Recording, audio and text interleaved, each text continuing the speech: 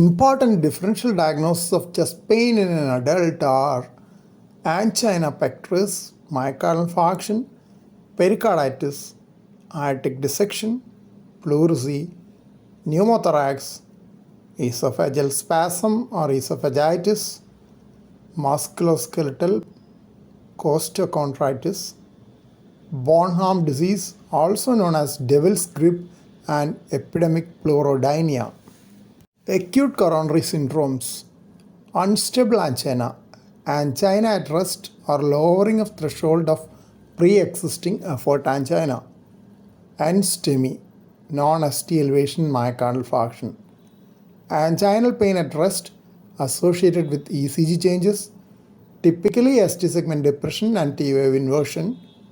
If troponin is elevated, it qualifies for the diagnosis of NSTEMI.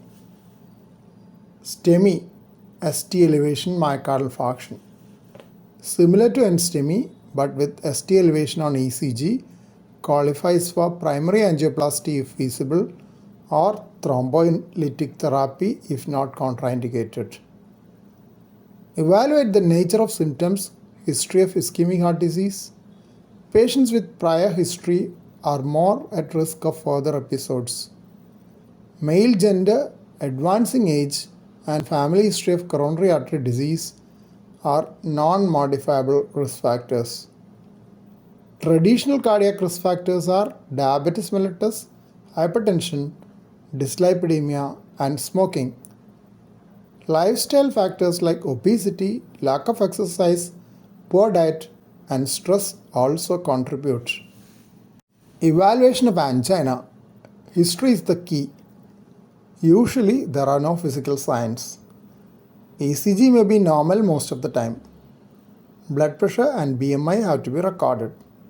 Look for murmurs, especially an ejection systolic murmur of aortic stenosis, which can cause effort angina.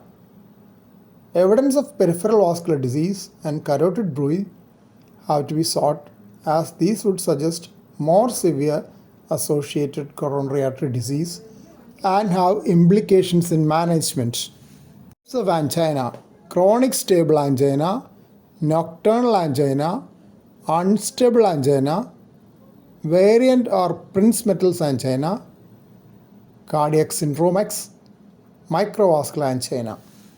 Unstable angina. Unstable angina is defined as recurrent episodes of angina on minimal effort or at rest. It may be the initial presentation of coronary artery disease, or it may represent the abrupt deterioration of previously stable angina. Crescendo angina, pre-infarction angina, and intermediate chest pain syndrome are also part of the spectrum of unstable angina. Angina is provoked more easily and persists for longer than stable angina. It may fail to respond to therapy. Pain is often associated with reversible ST segment depression on ECG. Unless vigorously treated, up to 30% of patients may progress to myocardial infarction or death within 3 months. Prince-Metal's variant angina. Prince-Metal's angina is caused by focal spasm of angiographically normal coronary arteries. In about 2/3 of patients, there is also associated atherosclerotic coronary artery obstruction.